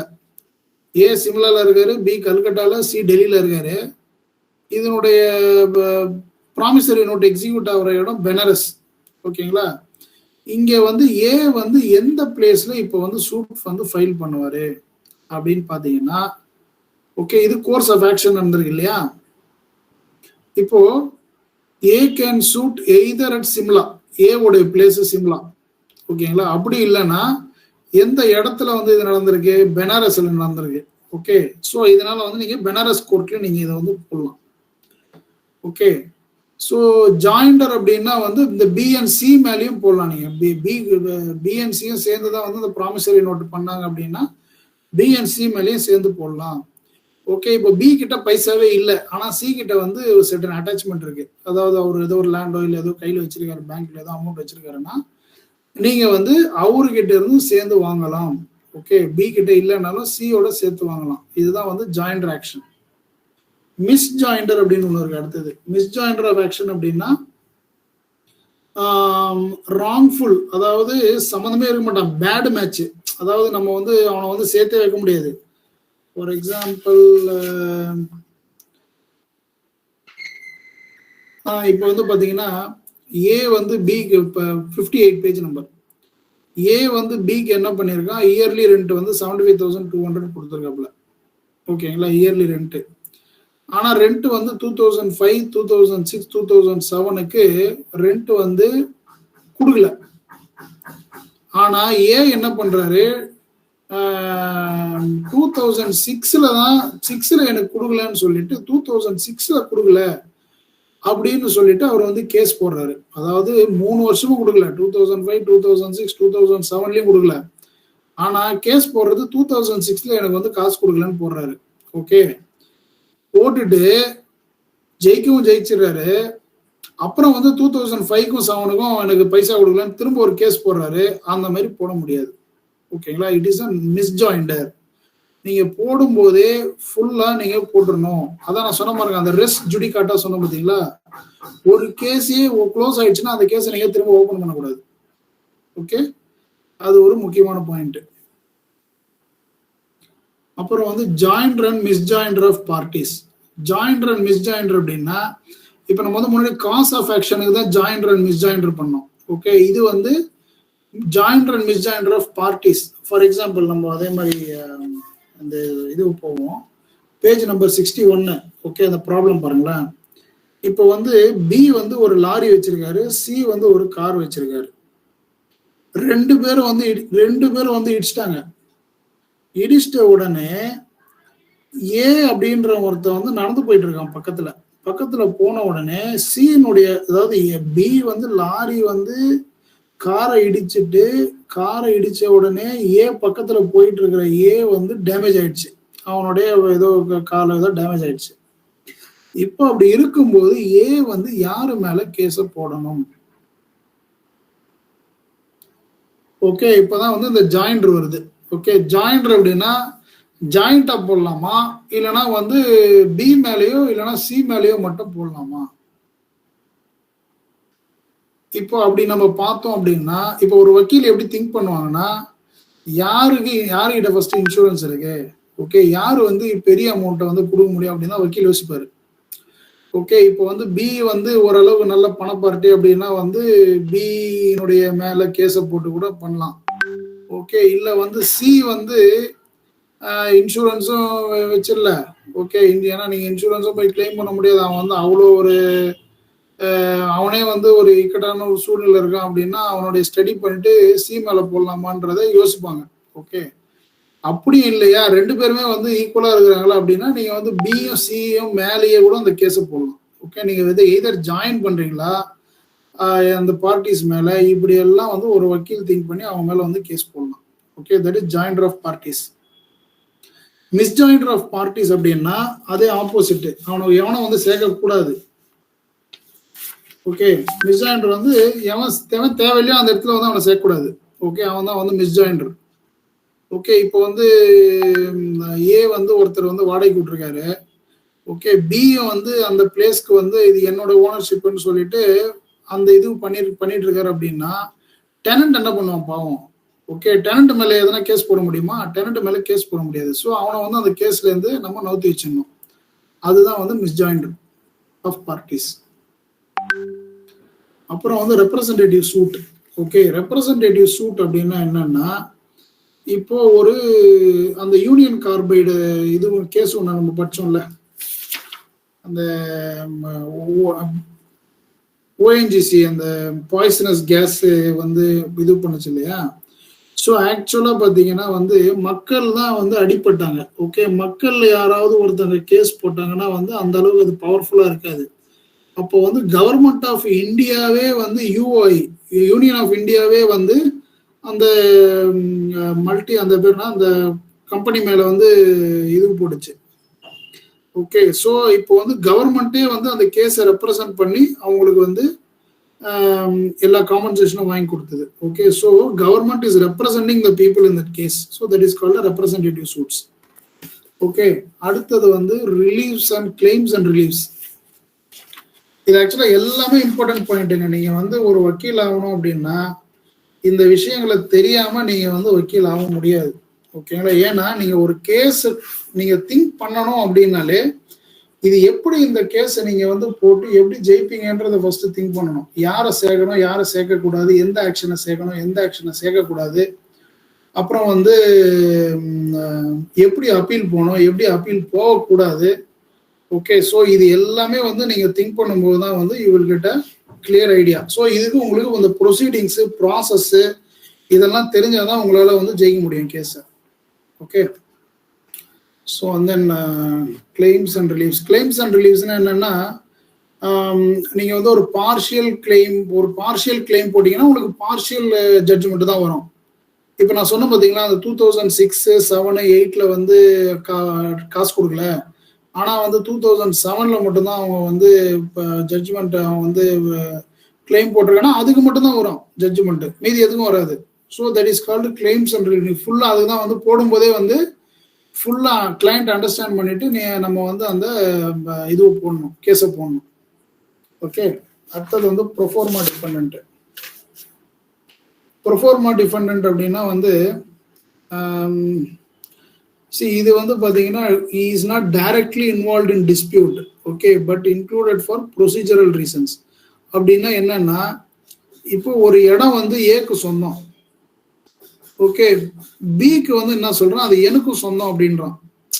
ஏன்னா வந்து ஒரு இப்போ அண்ணன் தம்பி இருக்கான்னு வச்சுங்க, ஏக்கு வந்து அந்த இடம் வந்து அவனுக்கு சொந்தம், பிக்கு வந்து எனக்கு சொந்தம்னு சொல்லிட்டு கேஸ் போடுறானுங்க. ஆனா அந்த இடத்துல வந்து ஒருத்தர் இருக்கான், ஓகே, ஒரு டெனன்ட் இருக்கான்.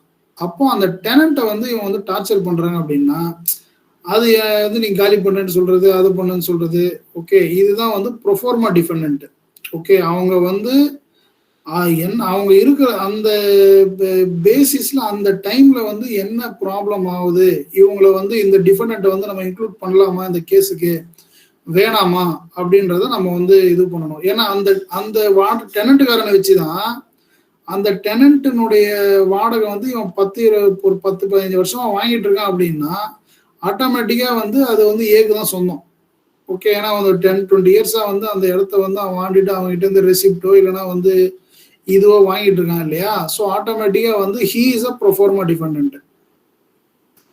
ஓகே, ஸோ இதையும் நம்ம பார்க்கணும். அப்புறம் வந்து சம்மன் அனுப்பணும். Next summons after institute of suit. இப்போ வந்து ஒருத்தர் வந்து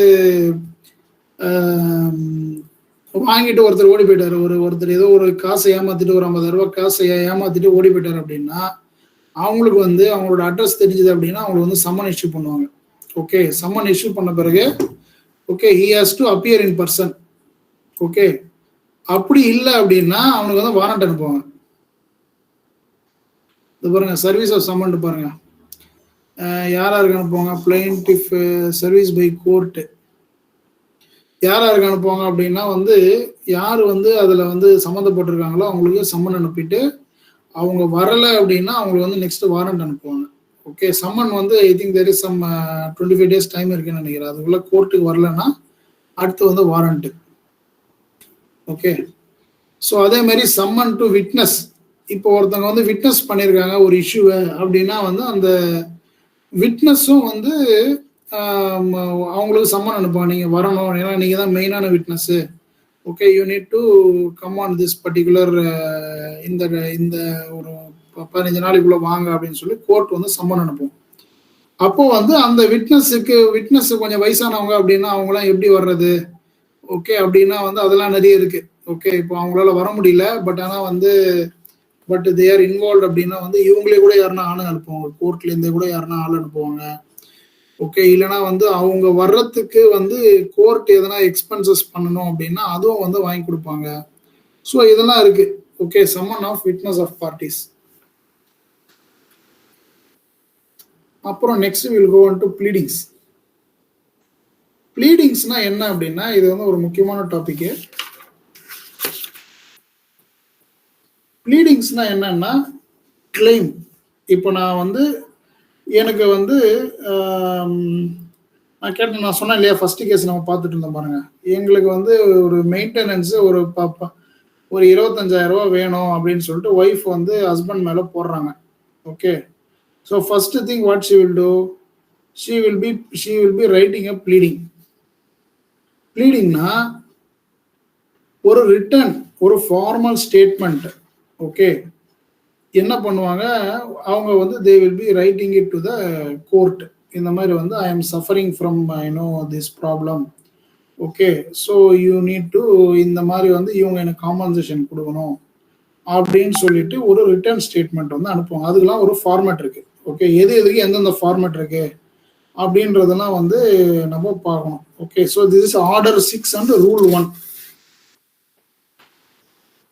based on the order 6 and rule 1. இதுல வந்து அந்த ப்ளீடிங்ஸ்ல என்னென்ன இருக்கணும்ன்றது பாருங்க. அதுல வந்து பர்டிகுலர்ஸ் என்னென்ன பர்டிகுலர் எதுனா என்ன டேர்ம், என்ன காஸ்ட், ஓகே, என்ன நடந்தது, அப்புறம் வந்து யாரு வந்து இதை டினை பண்றா, ஓகே, இது வந்து என்ன நாலேஜ் இருக்கு, இதுல யாருக்கு என்னென்ன நாலேஜ் இருக்கு, இது என்ன லா, எந்த லாக்கு கீழே இது வந்து வருது, பேஜ் நம்பர் 79. ஓகே, அதே மாதிரி வந்து இது வந்து என்ன எவிடன்ஸ் இருக்கு, என்ன மெட்டீரியல் ஃபேக்ட்ஸ் இருக்கு, இது எல்லாம் வந்து நீங்க அதில் என்டர் பண்ணணும் அந்த ப்ளீடிங்ஸ்ல. Okay, the pleading should define the issue between the parties. Okay, it should mention the cause of action.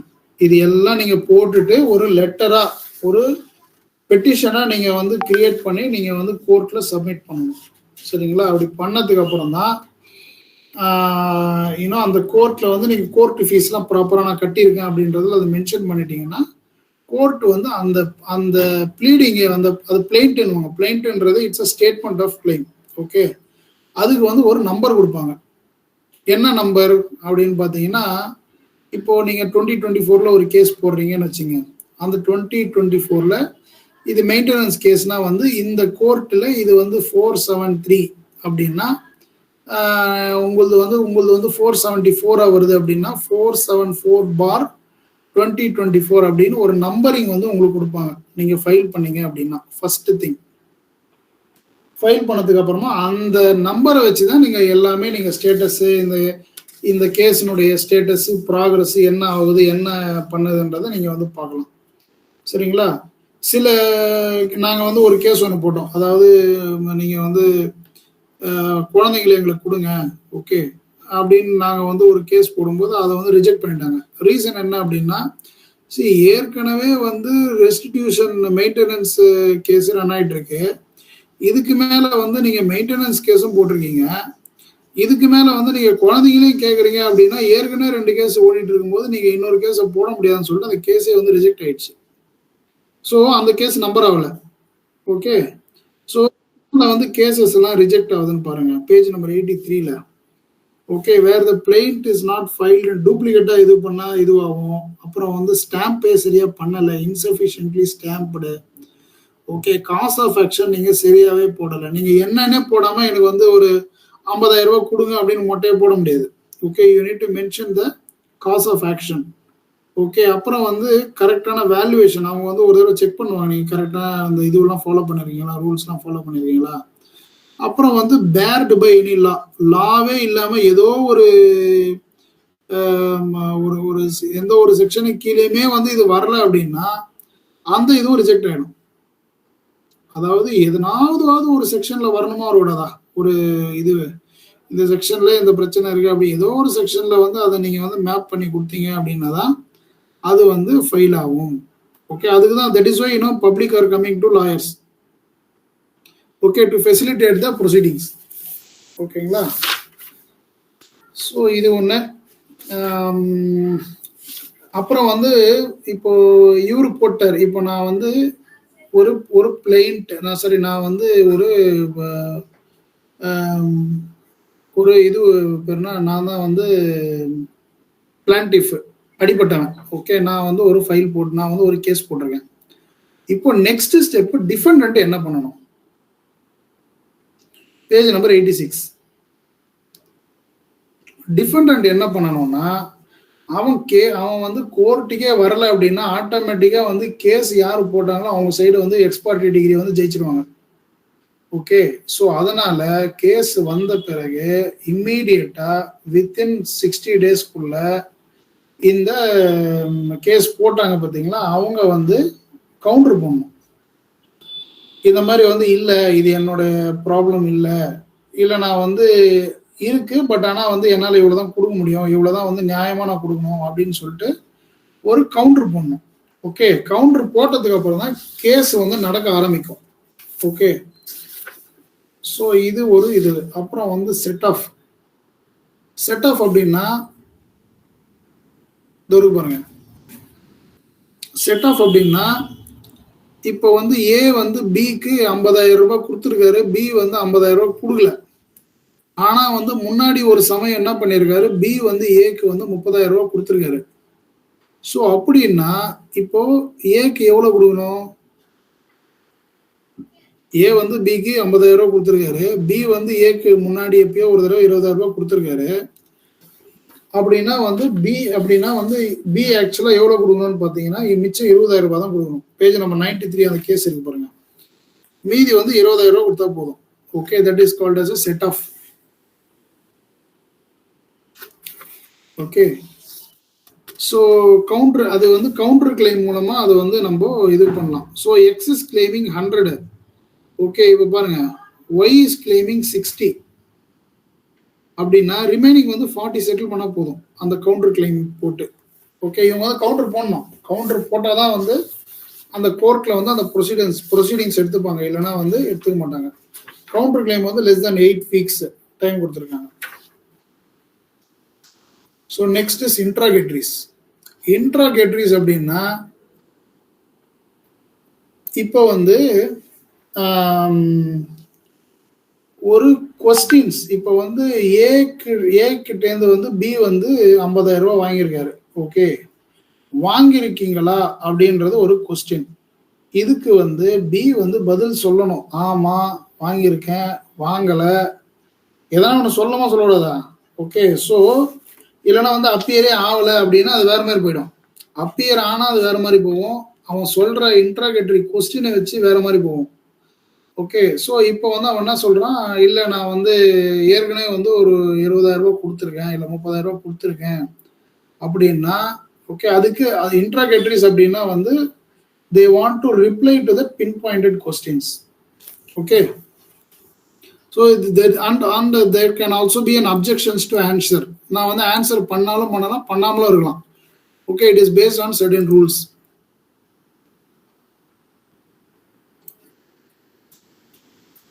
And then comes the framing of issues. So next step பார்த்தீங்கன்னா இஷ்யூ வந்து இப்போ நீங்கள் வந்து இன்ட்ராகேட்டரி பண்ணிட்டீங்க ஓரளவுக்கு. இப்போ வந்து இஷ்யூ வந்து இப்போ என்ன ப்ராப்ளம் சொல்லிட்டு இப்போ ஜட்ஜுக்கு தெரிய வரும். ஓகேங்களா? ஸோ இது வந்து இஷ்யூஸ் ஆஃப் ஃபேக்டா, இல்லைனா வந்து இது இஷ்யூ ஆஃப் லாவா, இல்லைனா வந்து ஒரு நேச்சுரல் ஜஸ்டிஸ்ல எதனா வந்து நம்ம எதனா இஷ்யூ இருக்கா என்னன்றதை வந்து ஐடென்டிஃபை பண்ணுவாங்க. Okay, that is called as a framing of issues. This is the third important stage after presentation of the pleadings. First என்ன சொன்னா, plaintiff வந்து plaint வந்து present பண்ணணும். Second step வந்து counter statement பண்ணணும். Third stage தான் வந்து இந்த framing of issues. Okay, framing of issuesல யாரு மேல தப்பு இருக்கு அப்படின்றத வந்து இந்த இன்ட்ராகேட்டரியில நமக்கு வந்து தெரிய வரும். ஓகேங்களா? ஸோ இதுதான் வந்து framing of issues. அடுத்தது ஃபர்ஸ்ட் ஹியரிங். ஃபர்ஸ்ட் ஹியரிங் அப்படின்னா இப்போ இது நடந்துருச்சு. ஓகே, இப்போ இஷ்யூ வந்து ஃப்ரேம் ஆகி என்ன ப்ராப்ளம்ன்றது தெரிஞ்சிடுச்சு இல்லையா? ஸோ இப்போ இந்த ஃபர்ஸ்ட் ஹியரிங்ல என்ன பண்ணுவாங்க, first hearing is the day on which issues are framed.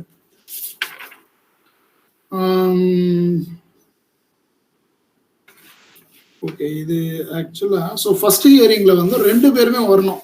யாரு? இந்த பிளைன்டிஃபும் வரணும், டிஃபெண்டன்ட்டும் வரணும். கோர்ட்டுக்கு முன்னாடி வந்து கேட்குற கேள்விக்கு பதில் சொல்லணும். ஓகே, ஸோ இதுதான் வந்து ஃபர்ஸ்ட் ஹியரிங். ஃபர்ஸ்ட் ஹியரிங்ல வந்து வரல. ஃபர்ஸ்ட் ஹியரிங்ல தான் ஒரு கேஸ் கொடுத்துருக்கான் பாருங்க, பேஜ் நம்பர் 110ல. ஓகே, ஒருத்தன் வந்து ஏ வந்து ஒரு எலெக்ஷன் பெட்டிஷன் போட்டிருக்காப்புல. ஓகே, ஒரு அர்ஜென்ட். அப்போ வந்து அவர் வந்து ஒரு ரெப்ரசன்டேஷன் ஆஃப் அவர் வந்து ஒரு எலெக்ஷன் பெட்டிஷன் போட்டிருக்காரு. ஓகே, அப்போ வந்து பி வந்து வரவே இல்லை, 3 ஹியரிங்க்கும் வரல. வராமல் என்ன பண்ணுச்சு, அந்த கோர்ட் வந்து எக்ஸ்பார்ட்டி ஆர்டருக்கு, எக்ஸ்பார்ட்டின்றது ஆப்போசிட் சைடு வந்து இப்போ ஜெயிக்கிற மாதிரி போட்டாங்க, ஏன்னா கோர்ட்டுக்கே வரல. அப்புறம் ஏவுடைய லாயர் வந்து என்ன சொல்றாரு, 4th ஹியரிங் வர்றாரு, வந்துட்டு அவருக்கு வந்து உடம்பு சரியில்லை, அதனால வந்து அவர் வரல அப்படின்றாரு. ஸோ அப்போ வந்து court did not allow to further participate in the proceedings. Okay, ஏன்னா வந்து இவர் 4 டைம் வரல, 4 டைம் வந்து வரவும் இல்லை. ஓகே, 4th டைம் வந்துட்டு எனக்கு வந்து ஒரு ப்ராப்பரான ரீசனே கொடுக்கல அப்படின்னா வந்து கோர்ட் வந்து அது எக்ஸ்பார்ட்டி டிகிரியை வந்து கொடுத்துரும். 4th டைமும் வந்து அவங்க வந்து ஒரு ஜஸ்டிஃபிகேஷனோட வந்து ஆமாங்க ஃபர்ஸ்ட் 2 3 வரல, ஒரு நியாயமான ஒரு ரீசன்னால அவங்களால வர முடியல அப்படின்ற பட்சத்தில் ஒரு ப்ராப்பரான ரீசன் சொன்னாங்கன்னா கண்டோனேஷன் ஆஃப் டிலே சொல்லிட்டு அதுக்கப்புறம் வந்து சரி பரவாயில்ல வாங்க நீங்கள் நம்ம கேஸை நடத்தலாம்னு சொல்லிட்டு கோர்ட்டு கேஸ் எடுத்து நடத்தும். அப்படி இன்கேஸ் அவங்களால வந்து ஒரு ப்ராப்பரான ரீசன் தர முடியல அப்படின்னா கோர்ட் வந்து எக்ஸ்பார்ட்டி டிகிரிக்கு கொடுத்துரும். So next adjournment. ஓகே, அட்ஜர்ன்மெண்ட்னா உங்களுக்கு தெரியும், ஜட்ஜி வந்து sometime they adjourn the case. ஓகேங்களா? To the stated time or place. ஏன்னா ஒரு சில டைம்ல வந்து விட்னஸ் வந்து அவைலபிளா இருக்க மாட்டாங்க, விட்னஸ் எதனா ஊருக்கு போயிருப்பாங்க, இல்லைன்னா வந்து சில சில சமயம் பிரேக் எடுக்க வேண்டியதா இருக்கும் இந்த இதுக்கு. ஃபார் எக்ஸாம்பிள் நான் வந்து நடுவில் ஒரு இன்ட்ரீம் மெயின்டெனன்ஸ் கொடுக்கறதுக்கே வந்து நான் வந்து அப்பீல் போறேன் அப்படின்னா மெயின் மெயின்டெனன்ஸ் கேஸ் வந்து ஹோட்டல் போயிடும். புரியுதுங்களா சொல்றது? இன்ட்ரீம் மெயின்டெனன்ஸ் நான் வந்து கோர்ட்டு போட்டு இந்த 10,000 ரூபாய்க்கு பதிலாக 15,000 ரூபாய் போட்டிருக்காங்க கோர்ட். இவர் சம்பாதிக்கிறதே 10,000 ரூபாய், 15,000 ரூபாய் கோர்ட்ல போட்டிருக்காங்கன்னா அந்த இன்ட்ரீம் மெயின்டெனன்ஸுக்கே நான் வந்து அப்பீல் போறேன் அப்படின்னா மெயின் மெயின்டெனன்ஸ் கேஸ் என்ன ஆகும்? ஹோல்டில் வந்துடும், கோர்ட்டில் வரும், அட்ஜர்ன்மெண்ட் ஆகிடும். ஓகே, ஸோ இது வந்து court. So when the adjournment can be granted, when it can be refused. Okay, கிராண்டும் ஆகலாம், ரெஃப்யூஸும் ஆகலாம். சம்டைம்ஸ் வந்து நான் வந்து இந்த கேஸை தள்ளி போடுறேன் அப்படின்னு சொல்லிட்டு விட்னஸ் வந்து காலி பண்ணுறதுக்கும் வாய்ப்பு இருக்கு. ஓகே, ஸோ அந்த மாதிரி எதனா த்ரெட் இருக்கும்போது தி அட்ஜர்ன்மெண்ட் வில் பி ரெஃப்யூஸ்ட். அதுக்கப்புறம் அந்த அப்பியரன்ஸ் அண்ட் நான் அப்பியரன்ஸ் வந்து நம்ம பார்க்கணும். அது நம்ம ஏற்கனவே பார்த்துட்டோம். எக்ஸ்பார்ட்டி டிகிரியை நம்ம ஏற்கனவே பார்த்துட்டோம். One sided judgement. இப்போ அப்பியர் ஆகலை அப்படின்னா ஆட்டோமேட்டிக்காக வந்து ஒன் சைடட் ஜட்ஜ்மெண்ட் போயிடும் உங்களுக்கு. ஓகேங்களா? So examination of parties by court, இதுதான் இந்த எக்ஸாமினேஷன். இதுதான் பாருங்க, இதுதான் ஆக்சுவலாக வந்து வக்கீலுங்க என்ன சொல்லுவாங்க, கிராஸ்ன்னுவாங்க. ஓகே, அவர் அந்த வக்கீல் கிராஸ் நல்லா பண்ணுவார் அப்படின்னா என்ன அர்த்தம் அப்படின்னா அவர் வந்து ஆப்போசிட்ல உள்ள டிஃபெண்டன்ட்டையோ பிளைன்டிஃபையோ நல்ல கேள்வி கேட்டு, இப்போ நீங்கள் நிறைய படத்தெல்லாம் பார்ப்பீங்க. ஓகே, ஒரு சில கார்னரிங் கொஸ்டின்லாம் போட்டு அவங்க கிட்டே இருந்து வந்து உண்மையை வர வைப்பாங்க. Okay, so that is call the examination or cross. ஷார்ட்டாக வந்து இப்போ உள்ள வக்கீல் வந்து கிராஸ்ன்றாங்க அது. Okay, so that is called as examination of parties by court. இதுக்கான கேஸ் இருக்கா 127.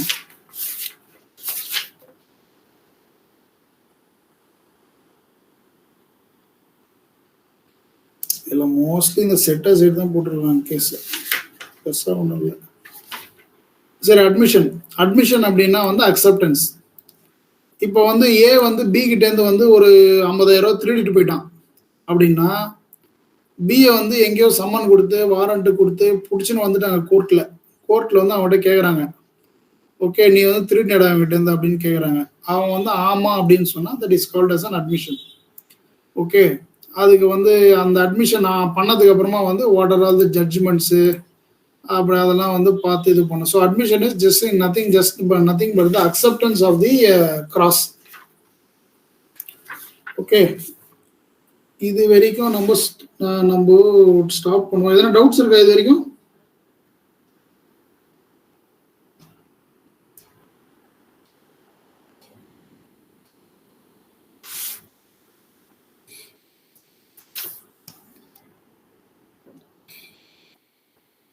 அனிபிரசாத், பெத்ராஜ், ஃபுல்லா டவுட் தான் சார். இப்ப கேட்டா டைம் இருக்காது, மொத்தம் டவுட் தான். சரி கேளுங்க, ஏன்னா ஒரு டாப் 2 என்ன கேளுங்க. இல்ல இப்போ மத்தவங்களுக்கு டிஸ்டர்பன்ஸ் ஆகும், நான் அப்புறமா கேட்கறேன் உங்கள்கிட்ட. சரி, அப்புறம் கேட்குறீங்களா? சரி, மற்றவங்களுக்கு என்ன டவுட் இருக்கா? நீங்க நிறைய கேட்டீங்கன்னா டைம் ஆகும். மற்றவங்களுக்கு வேற ஏதாவது டவுட்ஸு? இல்லை ஃப்ளோ உங்களுக்கு புரியுதா? நான் தான் கேட்குறேன். இப்போ நான் சொல்ற ஃப்ளோ உங்களுக்கு வந்து புரியுதா, விளங்குதா? ஆமா, அது புரியுது. கோர்ட் ப்ரொசீடிங்ஸ் எப்படிங்கறத மட்டும் தான் சொல்றாங்க. ஆமா, அதுதான் சிபிசி. ஆமா, ஓகே. இன்னும் ஒரு 15 மினிட்ஸ் நம்ம கண்டினியூ பண்ணுவோம். மீதி வந்து நம்ம இதையும் அந்த கேசஸையும் நம்ம சேர்த்து பார்த்து முடிச்சிடலாம். சரி சார். ஓகே, இந்த ஜட்ஜ்மெண்ட் அந்த எக்ஸிகியூஷன் மட்டும் பார்க்கலாம். இது ரொம்ப முக்கியமான டாபிக் சார். ஓகே, ஸோ ஜட்ஜ்மெண்ட்னு வரும்போது ஓகே, இதுல 2 விஷயம் இருக்கு, ஜட்ஜ்மெண்ட், டிக்ரி, ஆர்டர். ஓகே, ஜட்ஜ்மெண்ட்னா என்ன, டிக்ரினா என்ன, ஆர்டர்னா என்ன? ஓகே, அப்படின்னு பாத்தீங்கன்னா லோவர் கோர்ட்ல கொடுக்கறது டிக்ரி. நீங்க வந்து இந்த அமௌண்ட்டை பே பண்ணணும், இல்லைன்னா வந்து ஏ வந்து இந்த லேண்ட் வந்து அவருக்கு தான் சொல்லணும், அவருக்கு தான் வந்து சொந்தம் அப்படின்னு சொல்லி டிகிரியா வந்து கொடுத்துருவாங்க. டிகிரினா it is not a judgement. Okay, ஒரு லோவர் கோர்ட்டில் இதுதான் வந்து ஃபைனல் அப்படின்னு சொல்லி ஒரு டிகிரி கொடுத்துருவாங்க. அந்த டிகிரி வந்து நெக்ஸ்ட் ஸ்டேஜில் வந்து ஆர்டரா மாறும் அப்படின்னா ஒரு நம்பரிங் போட்டு ஒரு ஆர்டரா, ஒரு பிசிக்கல் காப்பியா வந்து அவங்களுக்கு வந்து ஆர்டரா கொடுப்பாங்க. ஓகே, டிகிரியில என்ன சொன்னாங்களோ அதை வந்து ஆர்டரா வந்து டைப் பண்ணி கொடுப்பாங்க. Okay, that is called as order. அந்த ஆர்டரை வச்சு நீங்க வந்து அப்பீல் பண்ணலாம், இல்லைன்னா வந்து செகண்ட் அப்பீல் போகலாம், இல்லைன்னா வந்து எதுனா ஒன்றும் பண்ணிக்கலாம். இப்போ ஜட்ஜ்மெண்ட்னா என்ன அப்படின்னா ஃபைனல் ஜட்ஜ்மெண்ட். அதாவது வந்து நீங்க ஹைகோர்ட்லயோ சுப்ரீம் கோர்ட்லயோ போயிட்டு இந்த டிகிரி எல்லாம் வச்சு, இந்த ஆர்டர்லாம் வச்சு ஃபைனலா வந்து ஒரு ஜட்ஜ்மெண்ட் கொடுக்குறாங்க பாருங்க. ஓகே, இந்த எம்ப்ளாயீஸுக்கு வந்து இந்த கம்பெனி மூடுறாங்க, அதனால வந்து ஃபைனலா வந்து இந்த எம்ப்ளாயீஸ்க்கு வந்து நீங்க வந்து மந்த்லியோ இல்லைன்னா வந்து ஒன் டைம் செட்டில்மெண்ட்டாவோ ஒரு 10 lakhs கொடுக்கணும் எல்லா எம்ப்ளாயீஸுக்கும் அப்படின்னு சொல்லிட்டு ஃபைனலா வந்து ஒரு ஜட்ஜ்மெண்ட் கொடுக்குறாங்க பாருங்க. That is called as a judgement. Okay, so இது இல்லாம இன்டரிம் ஆர்டர்னு ஒன்று இருக்கு. இன்டரிம் ஆர்டர்னா என்ன அப்படின்னா டெம்பரவரி ஆர் ப்ரொவிஷனல் ஆர்டர். இப்போ வந்து ஒரு கேஸ் நடந்துகிட்டு இருக்கு, அந்த கம்பெனியை மூடிட்டாங்க.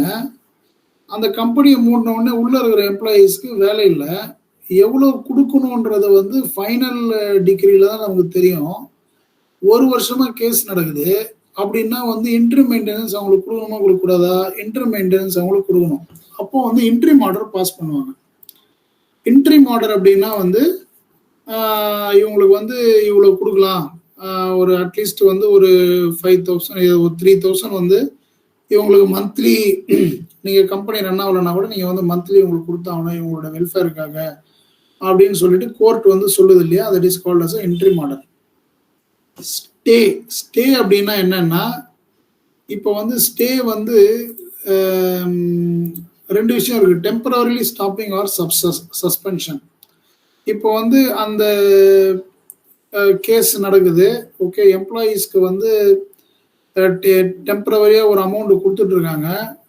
இன்கேஸ் ஓகே அந்த ஜட்ஜ்மெண்ட் வந்து இப்போ நாளைக்கு ஒன்று ஒரு மாசத்துல ரிலீஸ் ஆக போகுது அப்படின்னு தெரிஞ்சிச்சு அப்படின்னா அந்த கம்பெனியோட owners can get a stay. அந்த இன்ட்ரீமா கொடுத்துட்டு இருக்காங்க பார்த்தீங்களா, அந்த 5,000 rupees ஒரு எம்ப்ளாயீஸ்க்கு, அதை வந்து நம்ம ஸ்டே வாங்கிக்கலாம். ஸ்டே வாங்கிட்டு நான் எப்படியா இருந்தாலும் வந்து நீங்கள் ஜட்ஜ்மெண்ட் நெக்ஸ்ட் மந்த் ரிலீஸ் பண்ண போறீங்க, ஸோ நான் வந்து ஸ்டே வாங்கிட்டு நான் வந்து ஃபைனலாக எவ்வளோ அமௌண்ட் பே பண்ணணுமோ நான் அந்த அமௌண்ட்டை பே பண்ணிடுறேன் எல்லாருக்கும்.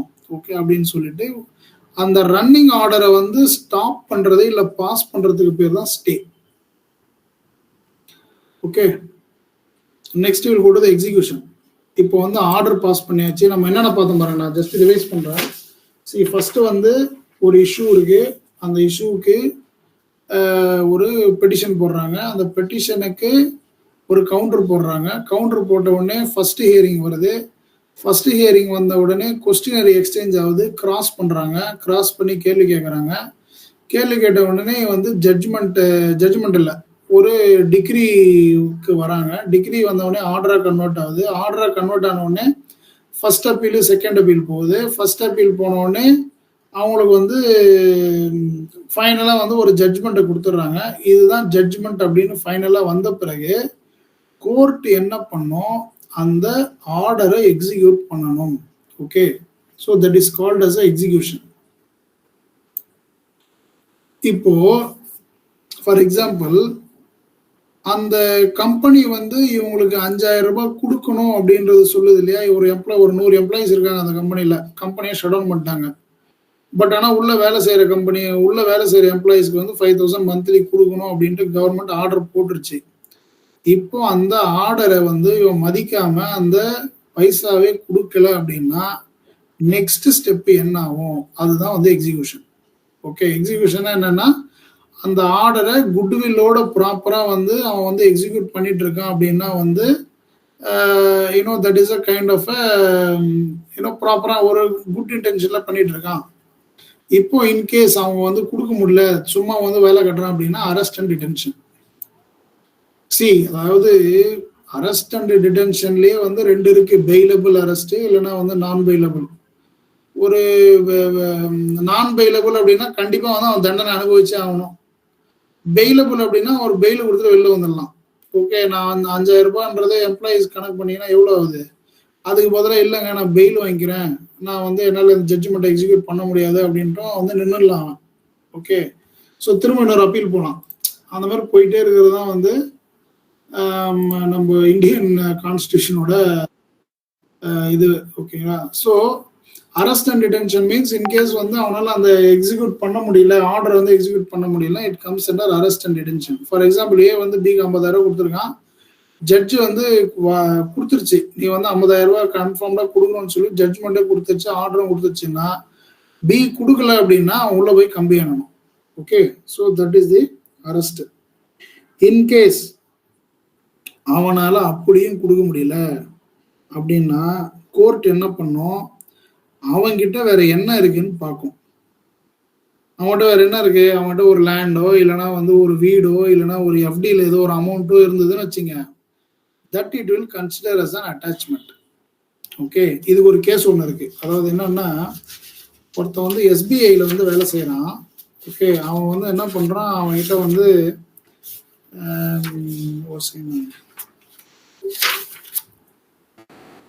அவன் வந்து state bank of India cooperative சொசைட்டில ஒரு அமௌண்ட்டை போட்டு வச்சிருக்கான், இன்வெஸ்ட் பண்ணி வச்சிருக்கான். அதை வந்து நம்ம அட்டாச்மெண்டா எடுக்கலாமா அப்படின்றது ஒரு கேஸ் ஒன்று நடக்குது. ஓகே, இது அட்டாச்மெண்ட் ஆஃப் ப்ராப்பர்ட்டி, இது வரைக்கும் பாருங்க. ஓகே, அதை வந்து நம்ம அட்டாச்மெண்டா எடுக்கலாமா அப்படின்னு ஒரு கொஸ்டின் வரும்போது, ஓகே, இவனுடைய கோஆபரேட்டிவ் கிரெடிட் சொசைட்டில ஃபண்ட் போட்டு வச்சிருக்கான் பாருங்க, அதெல்லாம் வந்து அட்டாச்மெண்டா எடுக்க முடியாது. எஃப்டி போட்டு வச்சிருக்கான் பாருங்க, இதுல அதை வந்து எடுக்கலாம். ஸோ இதுதான் வந்து இந்த கார்னிஷி ஆர்டர் அப்படின்னு பேரு. கார்னிஷி ஆர்டர் அப்படின்னா அவன் கையில இப்போ வந்து பைசா இல்லை, பட் அவனுடைய சேவிங்ஸ்ல ஒரு அமௌண்ட் இருக்கும்ல, சேவிங்ஸ்லயோ இல்லை எஃப்டிலயோ ஒரு அமௌண்ட் போட்டு வச்சிருக்கோம் பாருங்க, அந்த பேங்க்குக்கே டைரக்டா வந்து கவர்மெண்ட் வந்து கோர்ட் வந்து அமைச்சு அங்கேருந்து வந்து அந்த பணத்தை எடுத்துக்கலாம். That is called as garnishee order. Okay, next one is called abatement of suit. Abatement of suit அப்படின்னா டிஸ்கண்டினியூஷன் ஆஃப் சூட். இப்போ வந்து ஒருத்தர் மேல கேஸ் போட்டிருக்காங்க, அவரே இறந்துட்டாரு. ஓகே, அவரு இறந்துட்டாரு அப்படின்னா வந்து அவருடைய பையனுக்கு போகுமா? ஒரு சில கேஸ்லாம் வந்து பசங்களுக்கு போகாது. ஓகே, இப்போ உள்ள அந்த ஹிந்து லா பிரகாரம் நம்ம லாஸ்ட் செமஸ்டர் படிச்சிருக்கோம். Okay, it will not the the issue will not go to the next level. Okay, so அவர் வந்து கடன் கொடுத்தவர் இறந்துட்டார் அப்படின்னா அவ்வளோதான், அந்த அந்த சூட்டு முடிஞ்சு போயிடும், அவ்வளோதான். ஓகே, இன்கேஸ் வந்து இன்சால்வெண்ட் ஆயிட்டாரு அப்படின்னா வந்து அப்பயும் வந்து அந்த கேஸ் முடிஞ்சு போயிடும். ஓகே, ஸோ இதுதான் வந்து அபேட்மெண்ட் ஆஃப் சூட். ஃபைனலாக வந்து கமிஷனர். கமிஷனர்னா யாரு அப்படின்னா, இப்போ வந்து கமிஷனர்னா என்ன அப்படின்னா, இப்போ ஒரு கேஸ் நடந்துட்டு இருக்கு. ஓகே, ஒரு கேஸ் நடக்கும்போது ஒரு எவிடன்ஸ் வந்து அந்த மாதிரி ஒரு முக்கியமான விட்னஸ். ஓகே, இல்லைன்னா வந்து ஏதோ ஒரு பேங்க்ல வந்து இவர் வந்து எவ்வளோ பைசா வச்சிருக்காரு அப்படின்ற ஒரு இன்ஃபர்மேஷன் வந்து கோர்ட் கலெக்ட் பண்ணணும் அப்படின்னா என்ன பண்ணோம் அப்படின்னா, ஒரு கமிஷனர் அப்பாயிண்ட் பண்ணோம். கமிஷனர் அப்பாயிண்ட் பண்ணிட்டு அவங்களுக்கு, ஏன்னா அவங்க their part of court. Okay, their employees of court. Okay, they will go to the specific place or they will go there and they will figure out, okay, what is the real FD, என்ன வச்சிருக்காரு, என்ன எழுதி வச்சிருக்காரு, எல்லாத்தையும் வந்து இந்த commissioner போயிட்டு analyse பண்ணிட்டு திரும்ப வருவார். ஓகேங்களா? ஸோ இதுதான் வந்து commissioner. they are there to find the facts and to hear the testimony. ஓகேங்களா? the court commissioner may be a lawyer or a retired judge. இப்போ வந்து ஃபார் எக்ஸாம்பிள், இப்போ வந்து நதிநீர் இணைப்புல வந்து இப்போ வந்து டேம் வந்து கட்டிடுறாங்க இல்லையா, கேரளா டேம் கட்டிடுறாங்க, அதனால வந்து இந்த இடத்துல தண்ணி வர மாட்டேங்குது. ஸோ இப்போ வந்து எவ்வளோ லாஸ் ஆகுது தமிழ்நாடு அப்படின்னு சொல்லிட்டு கோர்ட் வந்து என்ன பண்ணும், ஒரு கமிஷனரை ரெக்கமெண்ட் பண்ணும், நியமிச்சு இவங்களுக்கு வந்து எவ்வளோ வந்து லாஸ் ஆகுது, இதனுடைய லாஸை நீங்க வந்து கணக்கு பண்ணிட்டு வாங்க அப்படின்னு சொல்லிட்டு அதனுடைய எக்ஸ்பர்ட் யாரும் அவங்கள வந்து அனுப்பும். Okay, so that is called as a commissioner. பண்ணிட்டு அதுக்கேற்ற மாதிரி இவங்க வந்து டிகிரி பாஸ் பண்ணுவாங்க. Okay, so will stop till here. Okay, மீதி ஒரு 3 சாப்டர்ஸ் தான் இருக்கு. அது நம்ம நெக்ஸ்ட் செஷன்ல கண்டினியூ பண்ணிட்டு நம்ம அந்த கேசஸையும் சேர்த்து முடிச்சிடலாம். ஓகேவா? ஜஸ்ட் ஒரே நிமிஷம், நான் அந்த ரெக்கார்டிங் மட்டும் ஷட் டவுன் பண்ணிட்டு வரேன். புலி வேம்பு முதலியவற்றில் அடி புலி